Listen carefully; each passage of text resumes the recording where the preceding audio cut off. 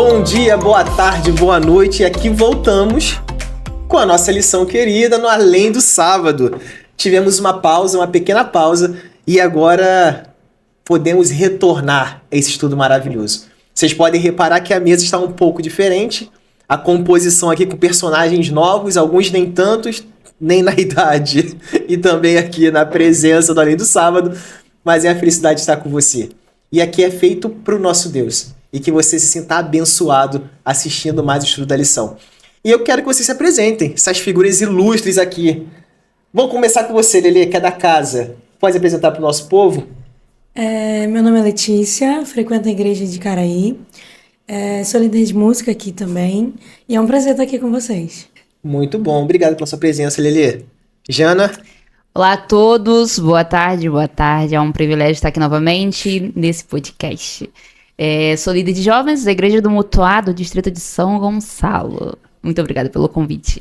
Amém, seja bem-vinda mais uma vez, né? Muito obrigada. Jana já esteve em outros episódios aqui. E aqui, Willy, se apresente ao nosso público, aquela ali.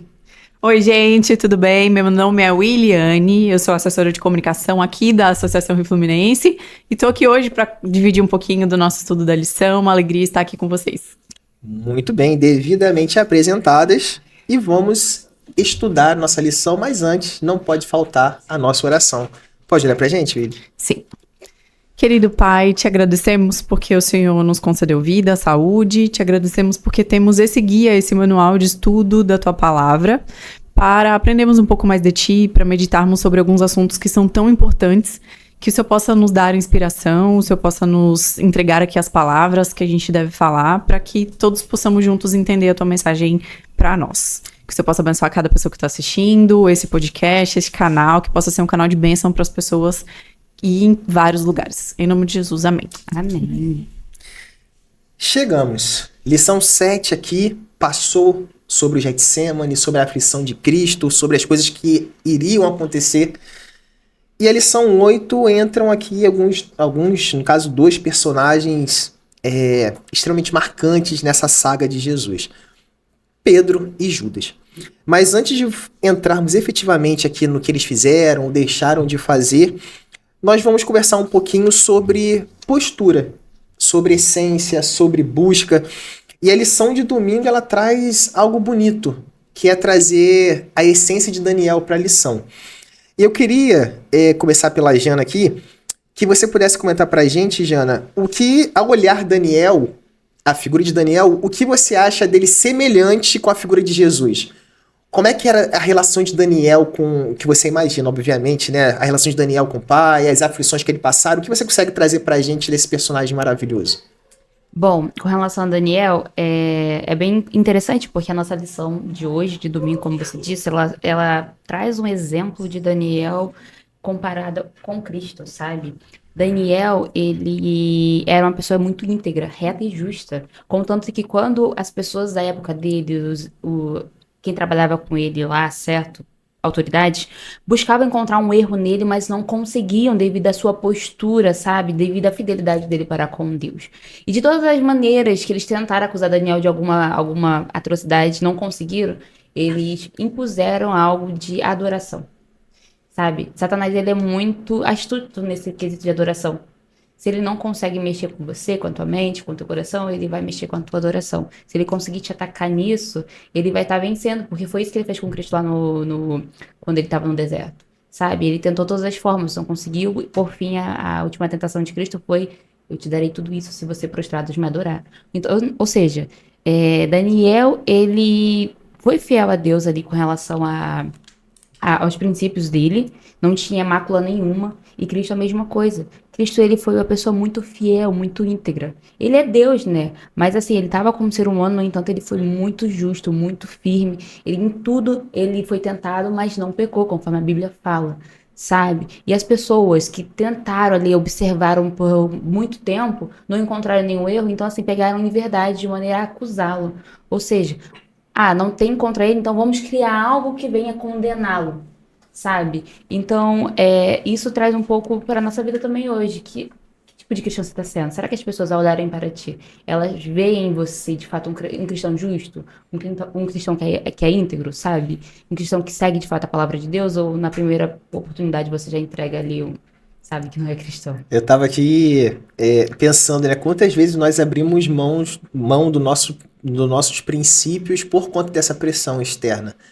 Às vezes, eu falava assim na faculdade, eu nunca gostei de colar e nem passar cola. Então imagina a pressão que era no momento de prova, e você sabia a questão, você não quer ajudar a turma, né? Aquela pressão terrível, mas nós sabemos que não é certo. Muitas vezes já fizeram isso? Já. Mas Jesus perdoa, irmão, pode ficar tranquilo na sua casa. Peça perdão pela cola passada e a conforama recebida também. Mas, trazendo para a realidade aqui, eu acho que a realidade mais grave não é a cola da prova, mas quantas vezes nós rejeitamos a Deus na nossa caminhada de fé. Willy, o que você consegue trazer para a gente sobre permanecer nos princípios, sabe? Porque nós estamos falando aqui sobre decisão que vai para a eternidade. Muitas vezes esquecemos, achamos que é aqui. Ah, não, agora eu não tenho... Ninguém vai saber que eu menti, ninguém vai saber isso, ninguém... Mas Deus sabe, né? Então, como é que você consegue trazer pra gente essa questão do... Como eu posso falar? Das consequências da nossa atitude, né? Da nossa adoração, o que Deus representa pra gente, o que você consegue trazer em torno da lição aqui? Olha, a lista é grande. Mas antes, eu acho que é importante a gente refletir que a gente acha que é uma história somente sobre julgamentos e sobre o julgamento de Jesus, o julgamento dessas questões. A gente vem seguindo essa narrativa, né, da história, mas a gente está aqui na lição 8 falando sobre o julgamento do coração humano. Por isso, todos esses personagens, eles são apresentados. A gente tem os principais ali, né? A gente tem os líderes religiosos, a gente tem Pedro e Judas, que são os principais ali. Jesus, como o que mostrou como é que faz. E Daniel também, que muito parecido com o que Jesus passou, inclusive, várias dessas situações de procurar alguma coisa para ser acusado, ele mostrou que ele resistiu. Ele mostrou como a gente deve fazer. Só tem um detalhe que eu acho que a gente não pega, às vezes, nesse caso. É o seguinte, o Daniel, ele também tinha uma escolha, assim como Pedro e Judas. E ele estava numa situação muito complicada, ele estava numa saia justa ali. E talvez, se ele tivesse entendido que ele não deveria ficar na janela orando, que ele fizesse isso escondido, ou que talvez não fizesse naquele período para preservar a vida dele, é possível que, assim como Pedro foi, a gente vai falar disso mais pra frente, foi perdoado, ele seria também. Mas ele pegou aquele momento, aquela possibilidade, e ele permaneceu firme. Ele permaneceu fiel e ele tá aqui como a Jana comentou, né? Uma pessoa que não foi vista uma coisa errada nele. E para que a gente encontre uma coisa errada em alguém, normalmente você procura, você observa, você acompanha. Então, eles estavam lá procurando qualquer coisinha, que fosse uma coisa que ele comesse errado, que fosse uma palavra que ele falasse errado. Que aí a gente já veio um pouquinho ali para Pedro, que também teve isso a ver, né? Então, eu acho que hoje em dia a gente tem muitas escolhas. Às vezes a gente acha que não tem escolha em certas situações que são complexas. Porque em todas essas pessoas que são personagens principais aqui nessa lição, todos eles tiveram uma escolha e basearam a sua resposta em uma consequência que eles não queriam ter. Então, acho que é o início de uma resposta aí. A gente ainda vai falar um pouco mais disso pra frente. Assim, a gente está falando de Daniel aqui, né? E falando sobre a oração de Daniel, né? Os três momentos que Daniel orava. E eu fiquei pensando, tem algum problema ele fechar a janela para orar? Toda a sua oração se faz janela aberta? Não. Não. Mas aí, qual o princípio? Acho que é a parte pesada, né? Porque ele sabia que ele estaria dentro dele, no princípio dele, cometendo algo contra Deus. Da seguinte forma, eu sempre orei de janela aberta. Agora que me ameaçaram, eu vou fechar porque eu não quero morrer. Não há problema em você orar com a janela fechada, em você não olhar para Jerusalém. Mas o problema era, no coração dele, ele sabia que estava negando Deus de alguma forma. Seria um pouco de omissão, né? É omissão, ele né? se omitir ali de continuar o que ele sempre fez pra garantir a vida dele e adorar. Senhor, eu orei. Mas só não orei de janela aberta, sabe? Isso que é legal, né? Ele testemunhou abertamente, sem medo, quando condenaram ele. Disseram que não podia. Ele não, é agora mesmo que eu vou provar mais uma vez a minha fé. E continuar provando, né? Desde o início da trajetória dele. Isso entra no tema de domingo, né? Condenado sem culpa. Porque ele não teve culpa e foi condenado à cova dos leões. Jesus não teve culpa e foi condenado à cruz, sabe? Mas a lição ela traz muito sobre arrependimento, né, e remorso. E ao estudar isso, eu até tinha feito uma pergunta para mim mesma: será que Judas, se ele ao invés de ter tirado a vida, se ele tivesse reconhecido o seu erro e tivesse pedido perdão, ele entraria no céu? Sabe? É uma pergunta que eu fiz a mim mesma, inclusive foi ao ChatGPT e chat, será que ele entraria no céu? E a resposta foi sim, né? Falou que sim.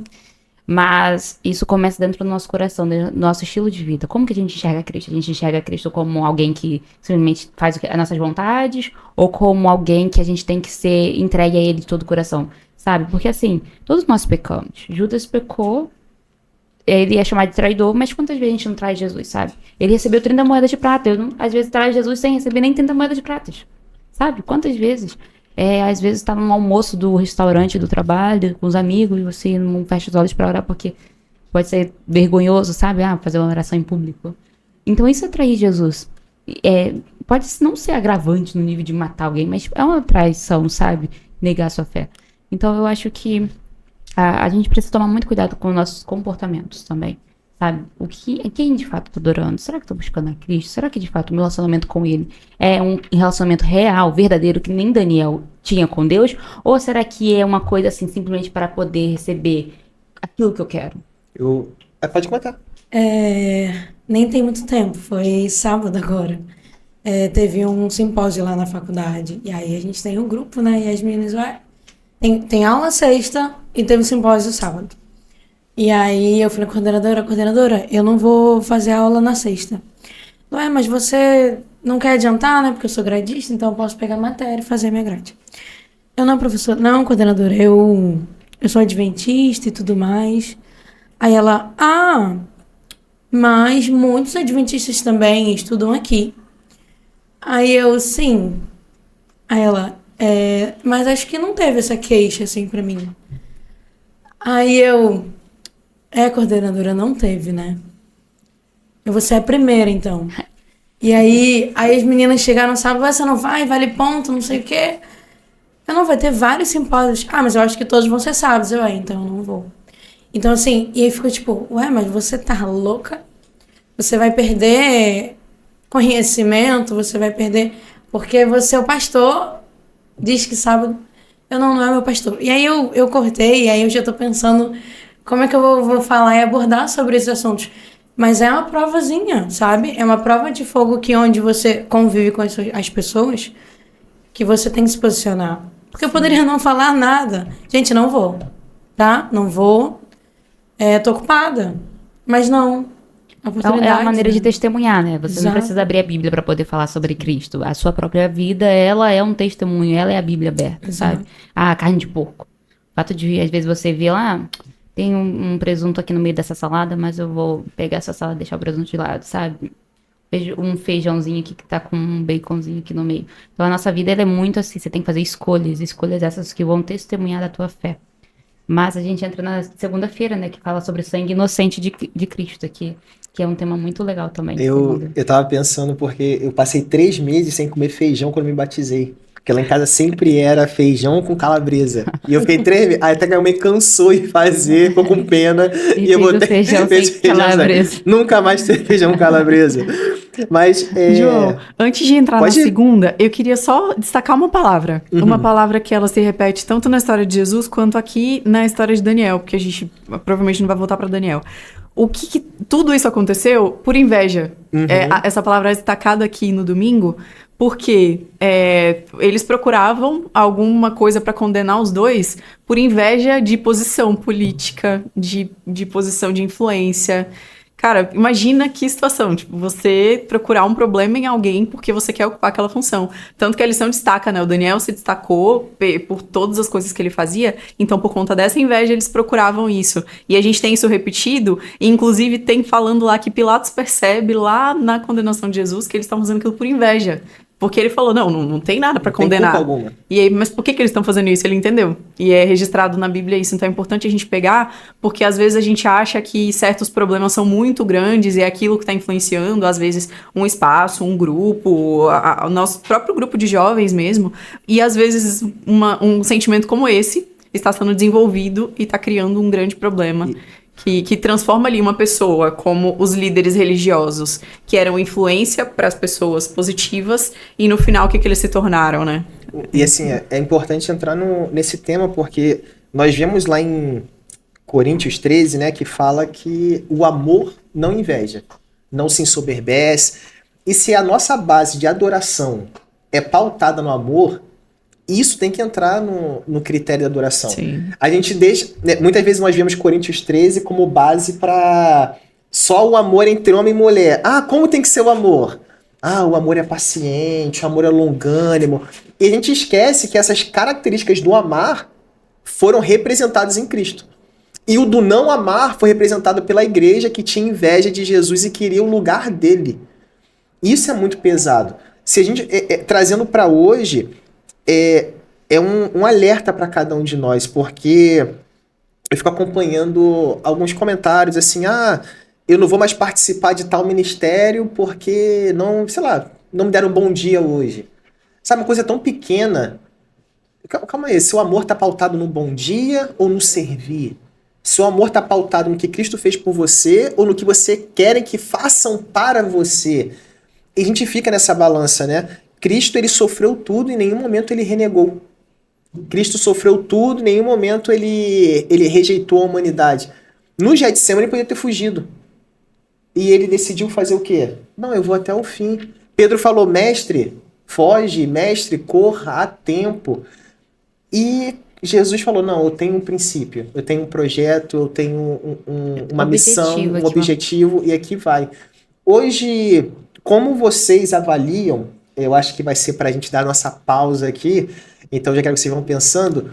Como vocês avaliam a vida nossa, principalmente do jovem cristão, ou qual conselho vocês dariam para o jovem cristão que está passando por um período dentro da igreja onde ele não se acha reconhecido, porque ele pode fazer muitas coisas, ele é diretor daquilo, trabalha, ele canta, ele prega, e ele acha que deveria ser mais reconhecido.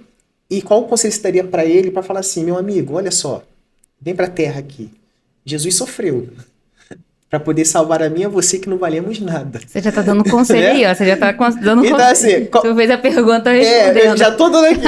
É porque assim, algumas coisas me sabe, causa indignação. E a vocês, o que vocês falariam para esse jovem que sofre também essas injustiças, que muitas vezes sofre calado, não teve um erro, mas há recriminação sobre ele? O que vocês aconselhariam ele? Quem quer começar aí, eu deixo aberto. Eu sou líder jovem, né?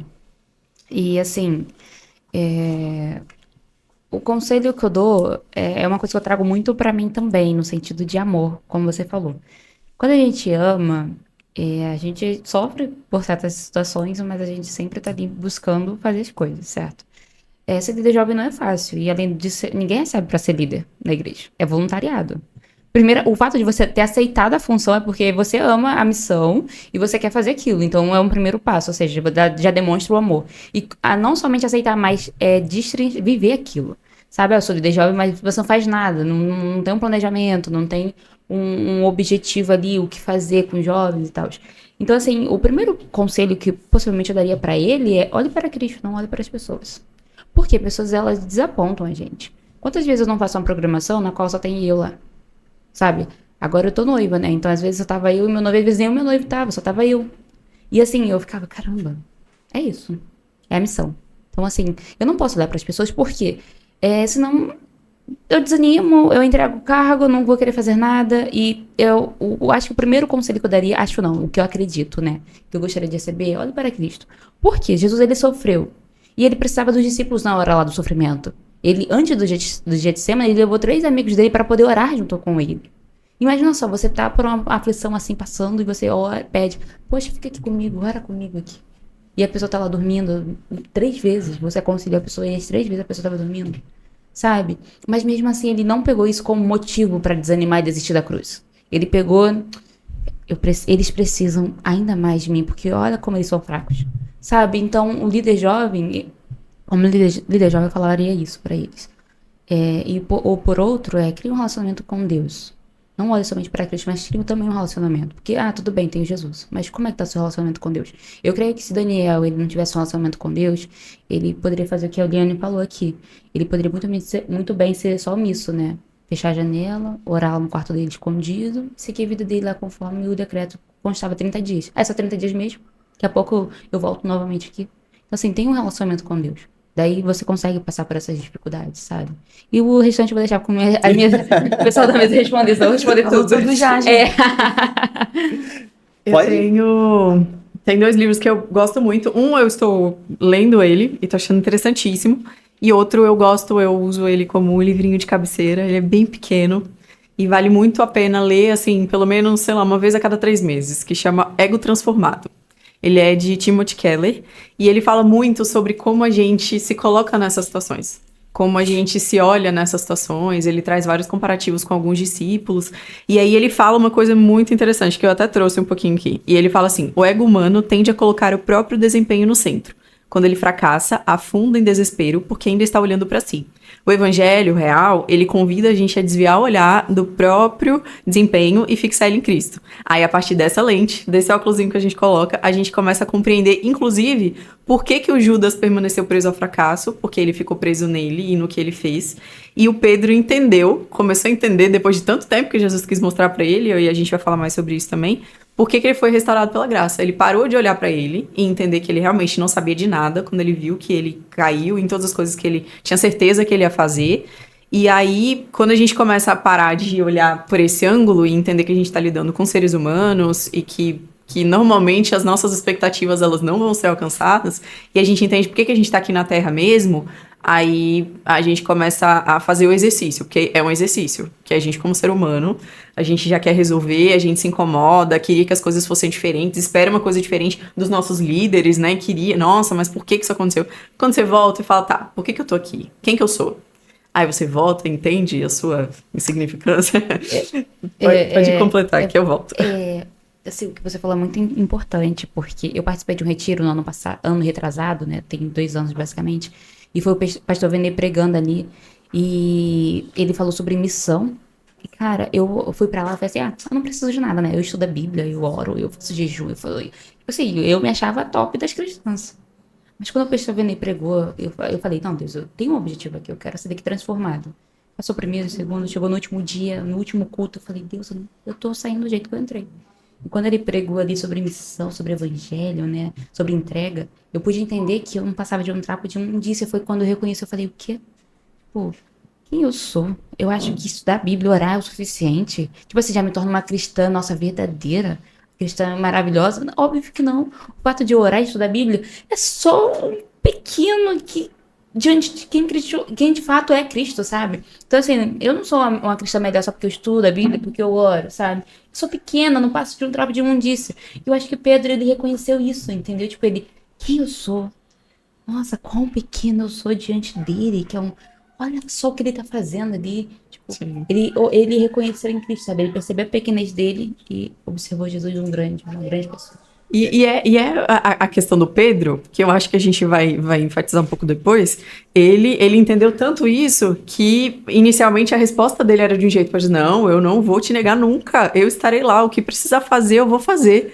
E ele responde assim, Jesus, você vai? Não, vai negar 3 vezes. Tanto que a comparação depois, quando Jesus pergunta 3 vezes pra ele também se amava ele, você vê que a resposta do Pedro é diferente. Ele fala, Senhor, tu sabes. Ele já não fala que eu sei que eu vou fazer. Uhum. Ele já era outra pessoa. Tu me conhece. Tu sabe exatamente. Aí a última frase, que é desse outro livro, o nome do livro é Discipulado Começa com Contemplação. Ele é de Samuel Whitefield, não sei exatamente pronunciar. Isso. E ele fala o quanto a gente é transformado quando a gente realmente contempla a Jesus, contempla esse ser que é Jesus e traz vários comparativos, né? Tipo assim, quantas coisas a gente contempla e a gente gosta e a gente quer falar daquele assunto, a gente chega numa roda e quer falar, a gente passou agora pela Copa do Mundo, então a gente chegava nos lugares e comentava sobre aquilo. Então quando a gente a gente realmente admira alguma coisa e acredita naquilo, a gente quer falar sobre isso pros outros. Então a gente precisa conseguir fazer isso com a imagem de Jesus, com Jesus, conhecer esse Cristo e querer falar dele para todo mundo. Porque se a gente conhece mesmo, se a gente contempla mesmo, a gente vai entender que é sobre isso, entendeu? Não tem nada mais importante do que isso. E se a gente realmente é transformado por isso, a gente vai querer que outras pessoas sejam também. Vamos dar uma pequena pausa, que o assunto está maravilhoso. Aqui, pelo menos eu estou encantado. É um prazer estudar a lição com vocês. Vamos dar uma pequena pausinha, 2 minutinhos e já retornamos.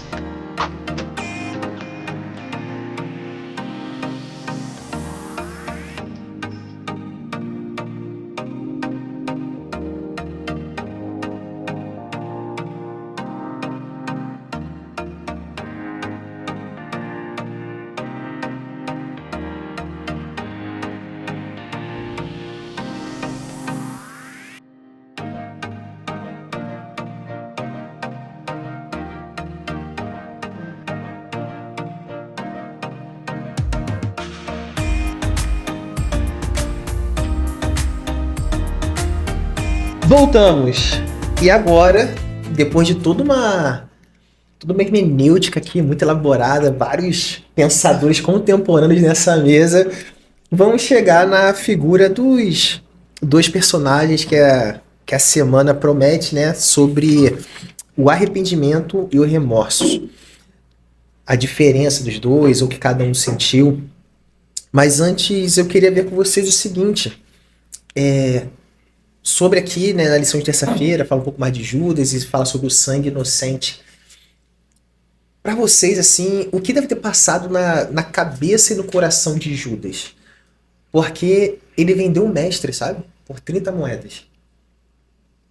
E eu não sei por quanto eu já vendi Jesus. Se por 30 moedas, por um copo de açaí, por um trabalho no sábado. Eu não sei quantas vezes eu já vendi Jesus na vida. Mas eu sei que a gente sofre.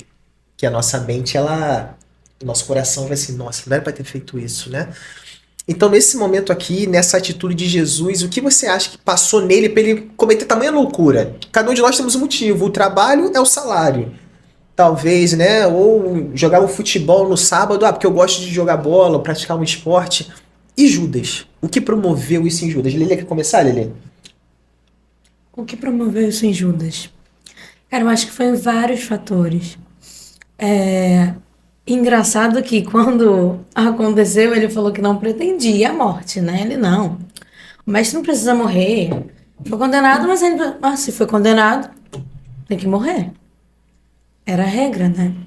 E eu acredito que Judas, ele não teve a coragem de falar. Assim, ele pensou, ele não pretendia morrer e tudo mais, mas ele não falou. Ele simplesmente se opôs, ficou calado. Além de coisas ruins, ele falou várias, mas o ponto principal para ele se posicionar, ele não falou. Sim, a lição de terça, né, sobre a sua pergunta, o que levou ele a fazer isso, ela responde a sua pergunta. Lá na parte azulzinha, ela responde, ela fala o seguinte, chegou a esse ponto, ou seja, Judas chegou a este ponto, porque confiou em si mesmo, tentando encaixar Jesus nos próprios planos, em vez de construir a vida sobre ele. Ou seja, o fato de confiarmos em nós mesmos nos leva a erros, a escolhas erradas, decisões erradas, sabe? Quando você olha pra si, você acha que não consegue fazer nada, ou você acha que você conseguiu aquilo, sabe? É até uma coisa legal que eu gosto muito de ouvir pregações em casa, quando eu tô limpando a casa, fazendo alguma coisa. E o Diego Barros, ele fala, né, o presidente lá da associação da CG, ele cita que quando a gente vai fazer uma oração, a gente cita assim, minha casa, meus filhos, meu trabalho, e usa o pronome próprio, assim, meu, eu, tudo meu. Você diz que Deus não te deu, sabe? Porque é como se você estivesse dizendo que você conseguiu aquilo, sabe? Que você por si próprio evidencia que você, pelas suas mãos, você conseguiu. Mas quando você fala, Senhor Deus, eu coloco nas tuas mãos o carro, sei lá, o trabalho que você me deu, a família que você me deu, esta vida que o Senhor me deu, que não é minha, mas é tua, você sai do controle e coloca Deus no controle da tua vida, sabe? E Judas, ele estava muito só olhando pra si. Ele queria que Deus se encaixasse nos planos dele. Mas Jeremias 29:13, 29:11 fala, né? Que eu é que sei que pensamentos têm a vosso respeito. Pensamentos de bem, não de mal. Pensamentos de dar um futuro e uma esperança. Ele fala que tem planos para nós. Deus fala. Então, assim, Eu preciso dizer, pai, eu quero ver os teus planos. Não, pai, venha viver os meus planos, o que eu quero. Judas, ele nunca se submeteu aos princípios de Deus. Exato, ele vivia com Cristo, mas ele queria que as coisas seguissem da maneira dele, entendeu? Então isso foi um fator muito primordial na decisão dele ter tomado de se suicidar, porque ele deu muito pra si, achou, o que eu quero não aconteceu, sabe? Esqueceu de Cristo. Complementando, tem uma parte aqui na lição que eu achei interessante, que eu marquei, que ele fala assim, que ele queria muito que Jesus mostrasse do que ele era capaz. Falou, agora ele vai fazer o que eu tô querendo que ele faça há tanto tempo. E ainda destaca assim, aí eu acho que ele vai ainda me dar os parabéns, porque eu ajudei. Olha que coisa humana que ele faz. Quem nunca fez uma coisa assim, querendo um reconhecimento? Obrigado, Deus, eu sou bom. Eu sou bom, eu precisei de você. Exato. E o Judas, ele sempre se colocou nessa posição de um cara de destaque. Eu sei contar o dinheiro, e ele tava guardando uma parte do dinheiro. Eu sei administrar isso aqui, vocês ficam perdidos nisso. Para que estão gastando tempo fazendo isso, recurso fazendo isso? Eu sei o que é melhor, eu posso administrar esse reino que tá chegando aqui. Então Judas sempre teve essa coisa pra ele. Ele tava lá, então, mas ele não conseguia ver Jesus, contemplar Jesus e ser transformado por isso. Então, muito disso aqui tem a ver com o que o Judas nunca conseguiu chegar a fazer. Porque assim, a gente vê lá depois que o Pedro caiu também. Então, tanto quanto Judas.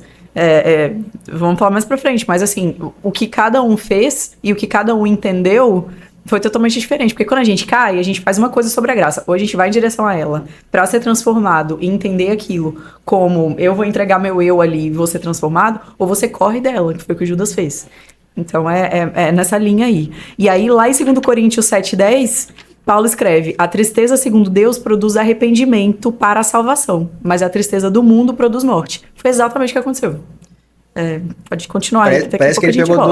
Parece que Paulo pegou os dois personagens ali, exatamente, né, parece que foi exatamente para isso que ele escreveu. Sobre os dois, assim, né, Pedro e Judas, podemos dizer que, claro, levantando aqui o debate pra gente, né, não tá na lição, e é bom da lição a esse, a gente poder extravasar as barreiras das páginas. Podemos dizer, então, que Judas viveu aquele típico, como se fosse a bênção na hora errada, porque, assim, ele queria antecipar o reino que não era para aquele momento, né? Ele já tinha o privilégio de estar ao lado de Jesus, teve o privilégio de ouvir seus ensinos, ver milagres, mas ele não compreendeu a essência daquilo tudo. Hoje, será que quando a gente faz nossos eventos, nossos cursos na igreja, muitas vezes nós estamos pensando no eu? Senhor, obrigado porque o Senhor me capacitou para fazer isso aqui, por isso deu certo, porque eu que fiz. E gera um pouco de, talvez, inveja. Entende o que eu tô falando?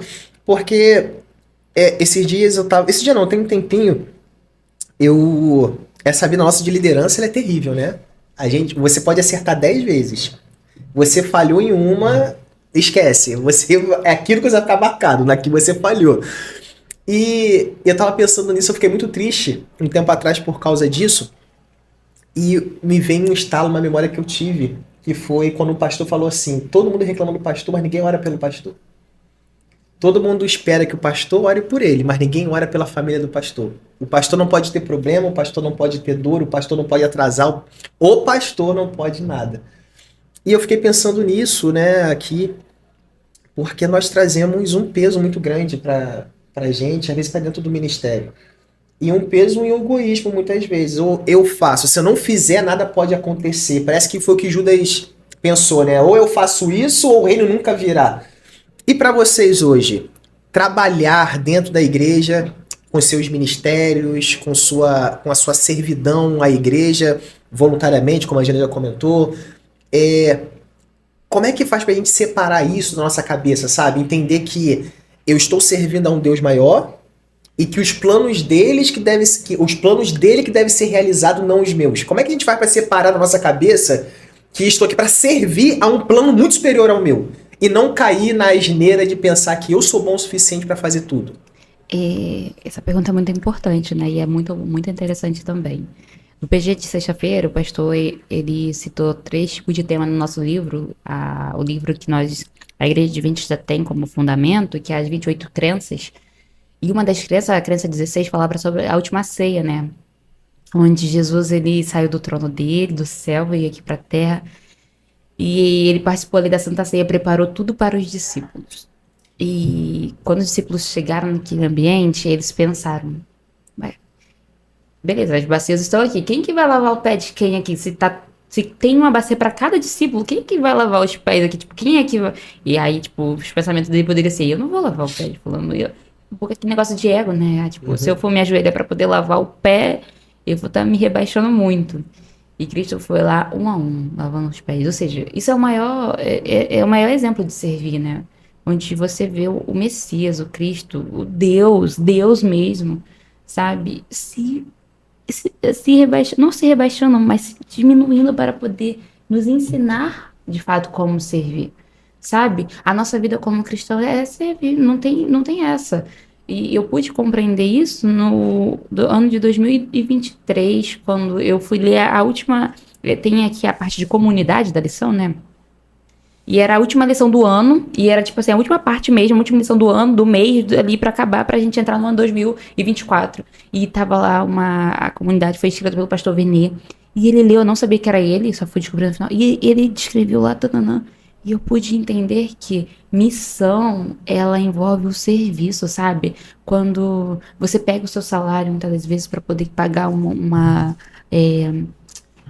decoração de um evento que vai ter, quando você pega o seu tempo e dedica aos clubes de desbravadores, você poderia estar no seu domingo até mais tarde, no seu sábado à tarde fazendo alguma coisa, mas você vai lá e dedica aquele tempo às crianças. Então, assim, o que te move é isso? O fato de servir, porque você ama Cristo, sabe?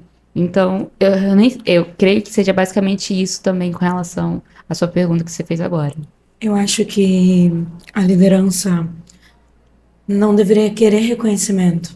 Eu acho que Cristo tinha que reconhecer o que está no teu coração. Qual é o teu objetivo como liderança na igreja?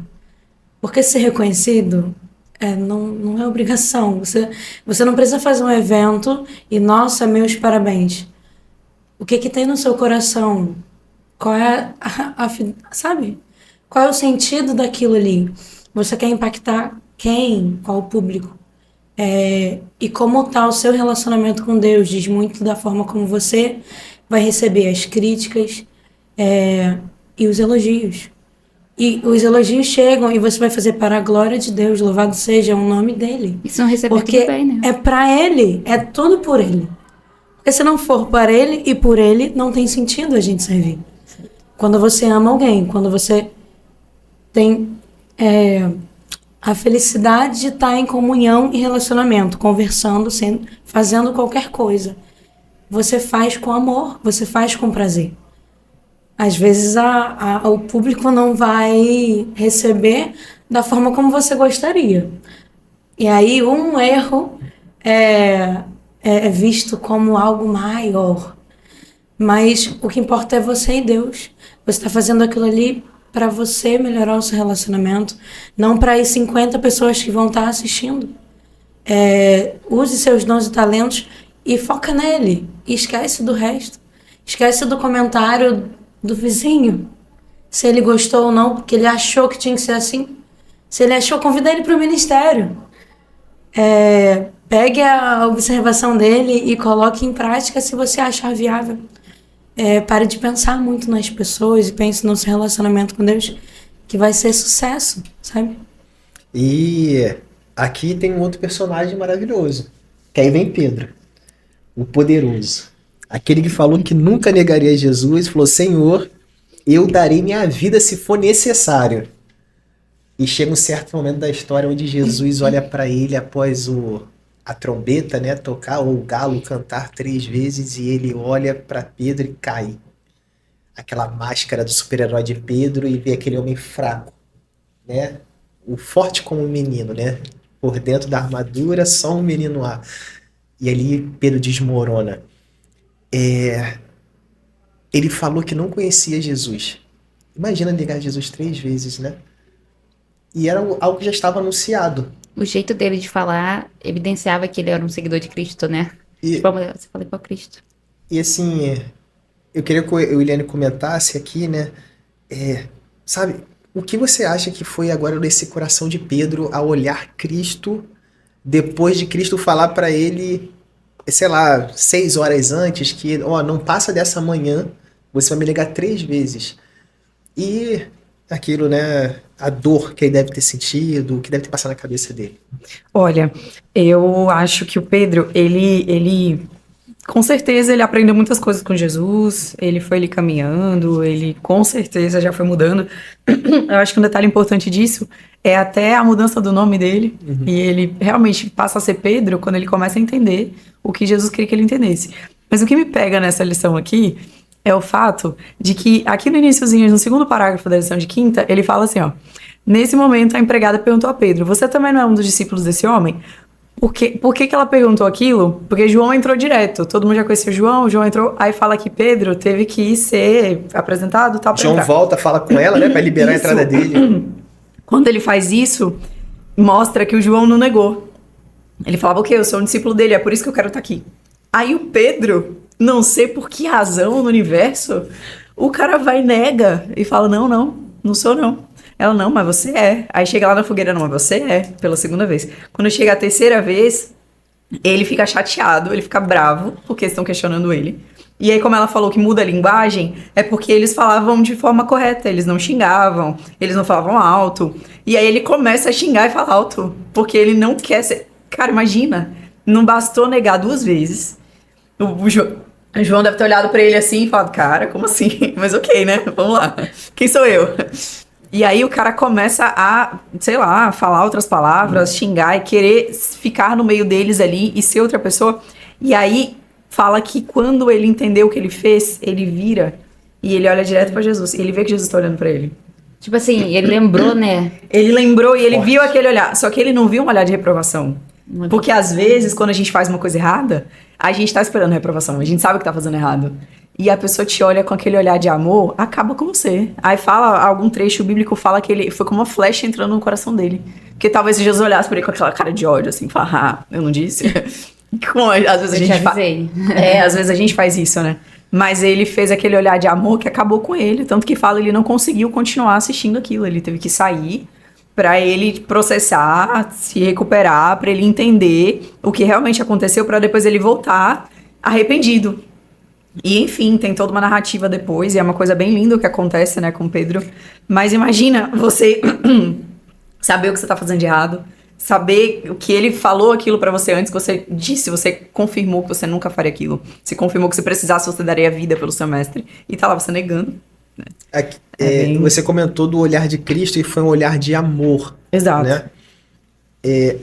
Vocês gostariam de receber esse olhar de amor depois de um erro? Com certeza. É que nem um filho, quando ele erra, né? Ele sabe que ele errou e ele chega em casa e, tipo, já sabe que a mãe vai falar bastante. Mas imagina só, a mãe ter preparado lá o almoço: aqui, filho, toma um banho, come aqui. E depois ela ir com compaixão e amor conversar com ele, no sentido assim: você sabe o que você fez, você entende o que você acabou de fazer, sabe? Então, assim, isso fala muito mais do que aquelas discussões de briga, de falar. E é isso que Cristo ele nos mostra, né? Porque Satanás, ele é o tipo de acusador. Não sei se vocês lembram, né? Se vocês já viram essa história, que quando Moisés ele morre e o corpo dele é enterrado, A briga ali, ele deixa né? a briga do anjo lá de Deus com Satanás. E Satanás ele fica lá falando: não, ele fez isso, olha só, ele conduziu o povo, e olha só que ele recebe, olha só como que Deus trata. Tipo assim, acusando Deus, porque ele nunca vai acusar o ser humano, ele sempre vai tentar deturpar a imagem de Deus na nossa mente.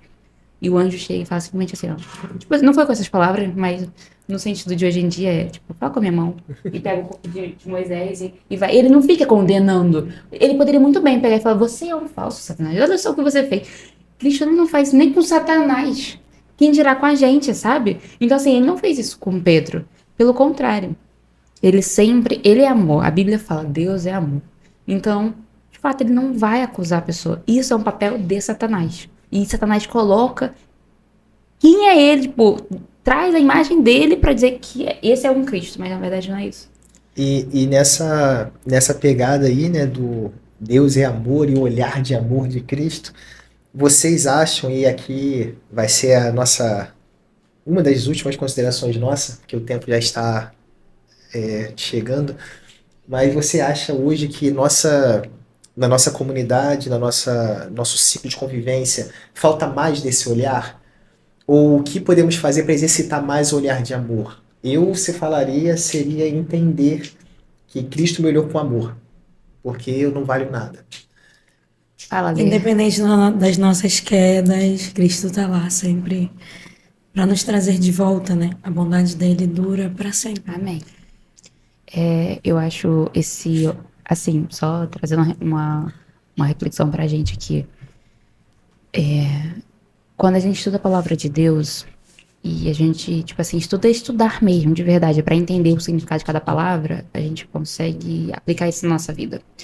Nós estamos aqui estudando a lição agora e a gente consegue compreender como que Jesus agiu com Pedro, o amor dele para com Pedro. E nós conseguimos ter essa compreensão por quê? Porque estudamos. E quando a gente estuda a palavra de Deus, não somente um dia, mas todos os dias, a gente consegue ter essa noção, esse saber, sabe? Sobre de fato quem Cristo é, porque a palavra dele revela ele. A palavra de Deus, ela fala assim, ó, e conhecereis a palavra, ou seja, conhecereis a Bíblia, e conhecereis a verdade, a tua palavra é a verdade. E Jesus fala em outro versículo assim, eu sou o caminho, a verdade e a vida. Então, se nós pegarmos esse versículo e juntar com esse, se Jesus é a verdade e ele fala que a tua palavra é a verdade, ou seja, juntando as duas, a palavra de Cristo é Jesus. Entendeu? Então, Não é à toa que João fala que ele é o verbo encarnado, né? Exato. E quando a gente estuda a Bíblia, a gente está estudando Jesus, a característica de Jesus, como que Cristo é. Se você quer saber de Deus, de Jesus, estuda a Bíblia, porque a Bíblia fala que ele é a Bíblia. Entendeu? Então, assim, quanto mais perto de Cristo nós estamos, é muito mais viável nós sermos iguais a ele, que nem Pedro. As pessoas conseguiram identificar Pedro só pelo jeito dele de falar. Então, as pessoas precisam enxergar Cristo em nós da mesma forma também, de fato de falar, você é um cristão. Ah, você não concorda de pouco, você é adventista? Sim, eu sou adventista. Sabe? Então, assim, você não precisa pregar, as pessoas elas vão ver isso em você. Consideração? Essa é a minha consideração final, é isso? Já pode. Tem só 3 pontos que eu queria destacar, então. Que seria assim, às vezes a gente tenta fazer esse comparativo assim, então isso aqui é sobre um negou, outro se arrependeu, um sentiu culpa, outro não. Mas quando a gente para pra pensar no que aconteceu com os dois, o que a culpa fez com eles? E a gente tem que pensar o que acontece com a gente, né? O que a culpa faz com a gente quando a gente faz uma coisa errada. A gente procura alguém, a gente espera uma resposta, a gente volta pra Deus correndo, fala, Deus me ajuda, que é o que a gente precisa fazer, ou a gente corre dele porque a culpa fez isso com a gente, né? E às vezes a gente julga Judas e entende que ele não sentiu culpa, ele não sentiu remorso. A Bíblia mostra que ele sentiu remorso, ele sentiu culpa, ele achou, tipo assim, ele entendeu que ele fez uma coisa absurda, mas o que ele fez a partir disso foi o que é um problema, né? E aí também, um reforço pra gente finalizar também, é que a gente precisa não ser definido pelo que a gente fez. Porque o Pedro precisava passar por aquilo. Aquela graça que ele recebeu foi a graça que preparou ele pra oferecer pra alguém. Fez mais sentido. Foi o momento em que daí, ele né? começou a entender que ele tinha que parar de achar que ele sabia de tudo e se colocar naquele lugar do pecador que ia chegar pra ele assim que Jesus já subisse ao céu e com tudo que ia acontecer e o que ele tinha que fazer de história. E aí ele entendeu a partir disso, ele precisava passar por aquela experiência. É claro que a gente entende, né? Não deveria estar passando por certas experiências, mas aquela experiência foi o que realmente transformou, né? E o que a gente vai fazer com a dor que a gente tá passando, o que a gente vai fazer com o desafio que a gente tá passando. E se esse arrependimento, e que a gente tá falando do comparativo, né? Do que é arrependimento, do que é remorso, o que isso vai fazer com a gente e qual deles vai levar a gente de volta para Cristo. Então que a gente entenda isso, né? Que o resumo dessa lição seja entender a diferença de um pro outro para saber para onde a gente tem que ir sempre, para onde a gente tem que voltar. Considerações finais. Só para finalizar aqui, o Rodrigo Silva ele fala muito isso, né? Que às vezes Deus ele é muito de pegar o pecado ali e transformar numa bênção. Não é que a gente tem que viver em pecado, mas ele pega a situação ali que é desfavorável e transforma numa grande bênção. Por exemplo, o caso de Pedro. Pedro negou Jesus, certo? Foi um pecado ali. Foi uma traição. Não foi uma traição conforme Judas, mas foi uma traição.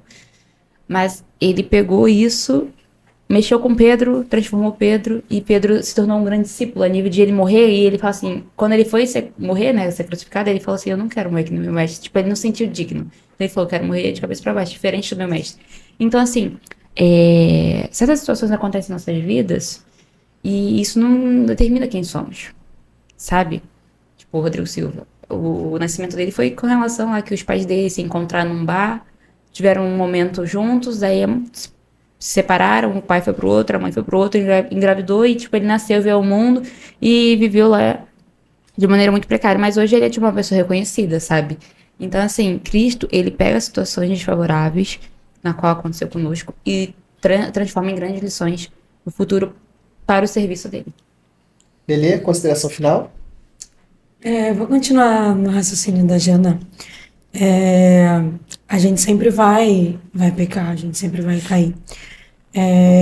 Mas eu acho que como resolve esse fim é a forma que a gente reage. O que você vai fazer? Você vai fugir? Você vai achar que tá tudo bem? Você não vai pedir perdão. O que você vai fazer diante da sua queda? Porque Pedro fez uma coisa, Judas fez outra. Daniel, sabe? Em que ponto você vai entender que você só tem que voltar para Cristo e Ele tá de braços abertos para te perdoar?